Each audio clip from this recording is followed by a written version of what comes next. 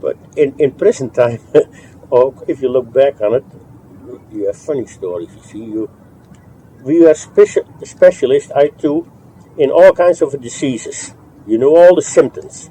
You see, to lie you out of the thing. You see, you know exactly what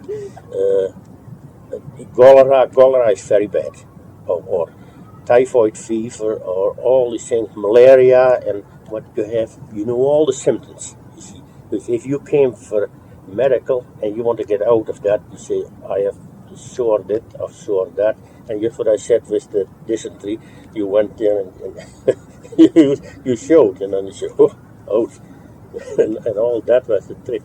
But it was in the latter part of the war, when the bridge was bombed already. I was on the bridge with 50 Dutch people there, and then you went back to a central camp, and then somebody had the Japanese unit had 100 workers somewhere here and then there. But the funny part is, in one camp there was a supply camp where the railroad started, and in that camp they were kind of shoemakers and tailors and people who load the trains for the Japanese. And that was a good camp, and you could steal an awful lot there. And that was the whole trick of the trade, to supply your friends with all kinds of. If you could steal, you steal. And everybody did, and everybody benefited from. In the barracks where I met you in Malang, I think it was the 8th Battalion, and we had to work there. Yeah. And then the Japanese, they all had kale kop, bald-headed, and you see they had no hair, they had a clip, and they did it with a hand clipper. You see, they did that, and one was sitting on the bench, and then the other one, they had to clip, and then the next one had to clip. We were there, and then there was dinner time for the Japanese. We didn't got anything to eat, but then that hand clipper there, and that hand clipper was very, very valuable thing for us. But to make a long story short, when the Japanese came back, the clipper was gone. Oh God! And that time they didn't know how mean we were at that point. The clipper was gone.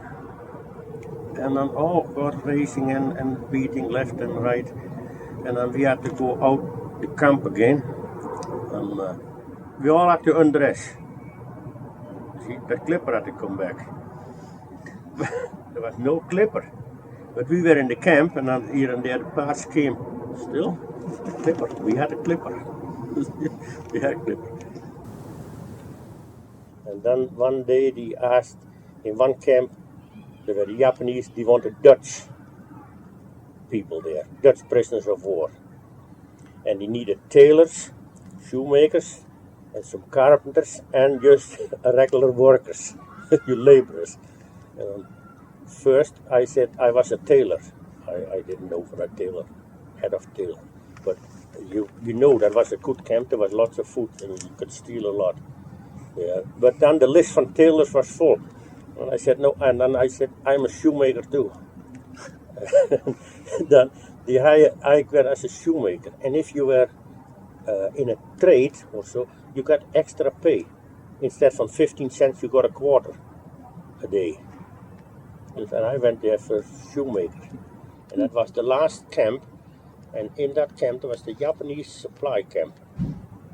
We had medicines there and food, and there was a special crew from prisoners appointed who stole medicines. Yeah, like quinine, you know quinine against. Yeah, quinine. Yeah, quinine. Quinine. Yeah, in the bottles. And I was a shoemaker, and then some other guys were tailors, and none of them know anything about tailoring. We came there, and the Japanese, they wanted tailors. They came from Java, and there the officer, they had stolen all that khaki to make nice uniforms. They want to have uniforms made for themselves. Oh, leave it out. And then they came there in the morning, and these guys, you got a sewing machine, but a lot of them they didn't even know, I didn't know either, to put that thread in through all these. Oh, brother. And somebody they knew what it was, and they did it. And then the Japanese came, and they noticed right away that we know nothing about that. And I thought, my God, he killed us all. But I was shoemaker, and all what we did was just nail a chunk of leather under these Japanese shoes. And the shoes were from the Japanese soldiers somewhere in Burma. And then they sent them down to get them repaired. And then they had the name on it, the long strips of cloth with the Japanese characters on. And when we nailed the thing on, the nails are sticking through. And then you put them in the bag, and they were shipped. You did everything, and like you did to stay alive. Good. Steal. Yeah. Whatever you could. Yeah. I read a book called King Rat. King Rat, from Singapore. Yeah. Shanghai, I was there. And it's been quite a while since I read it, but I remember the guy was just a super thief. Yeah. Yeah. Oh, that's a great little book. Always, if you stole anything and everything what was not nailed down, and even nails. You see, from the Japanese, nails was a commodity. You see, You try to build something without them. Yeah, and you throw it over the fence, and even buttons. There were Siamese women in the camp. They had uniforms from the Japanese, but was no good anymore at all. You had to cut these buttons off, and then in a kind of a bag. And if we could get a hold of the bag, you just grab them and throw them over the fence. There, in that same camp, we had to repair the Japanese uniforms there, but the Japanese, they didn't have anything anymore. They did not very much to start off, but at the end, and then these guys on the sewing machines, they had to repair the old Japanese uniforms, the pants in it, and then they had to put, the sheets were all rotten away on these pants, and how to do it, to put a sheet in the pants is not so easy from an old piece of cloth. You sew that thing in, and all the thing, it was just a bag, you could put a bag of potatoes in it, that never fitted.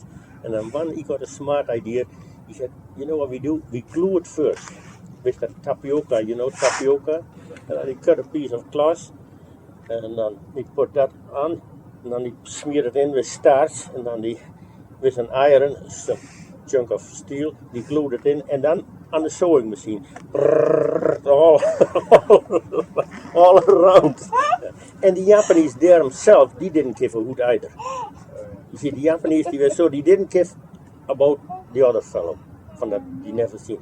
And then he showed that thing, and it was just like a board, so stiff. And then he put it back in the bag. And then and if it was back? Yeah, or maybe that man who owns that pants was dead a long time there in Burma. Yeah. The same as with the shoes. The shoes we had to make, the best ones we stole. The good shoes. But the rest we just hammered a chunk of leather under it, and you didn't give a hoot, you see, if you on purpose, if the nails were sticking through. And you changed these name tags on it, you went in the back, and then you went on the railroad again. You stole. No, that was the only way to survive. Yeah. Yeah. Steal as much as you can. And that's what we did at the River Quiet too. You sabotage, the most dirtiest things we did. Yeah. And that is what I find so stupid. If you mistreat people, they always get back at you. And that's what we did too. We poisoned the food, whatever we did. Yeah. But you see, at one camp, that Bangkok where I was, there was a Japanese supply camp. And they had lots of supplies there outside, like rice, for instance. We had to stack that, and then the trains came with rice from Singapore, and then we had to stack these things outside, the big bales. But on top, you had to put these tarps on it. And then you lay them the wrong way. You see, instead of that way, you lay these things that way. And if it rained in, and all the stuff rotted. Yeah, and the Japanese, they were so disciplined. If a guy had received 100 bags of rice, he shipped out 100 bags of rice. No matter how rotten they were. And we had to load these things in the railroads who went in the way to Burma. And everybody used the rice pile for the bathroom too and all that stuff. Yeah. But the most, you did anything and everything. The most dirtiest and the most meanest things, It sounds like they would have got more work out of you guys by feeding you more and If just treating you right. treating you as a human being, even if you were a prisoner. You see, we did everything possible. And you destroyed whatever you could. Yeah, the Canadians, they were smarter. You see, they were here in a lot of German prisons of war in Canada. Right in Lethbridge here. They got Yeah. They still have Lethbridge. old buildings here. But a lot of them, they came back after the war. That's right. Yeah, there's a big German community here. Oh, yeah. And a lot of them, they were just prisoners, and they didn't want to go back to Germany at all.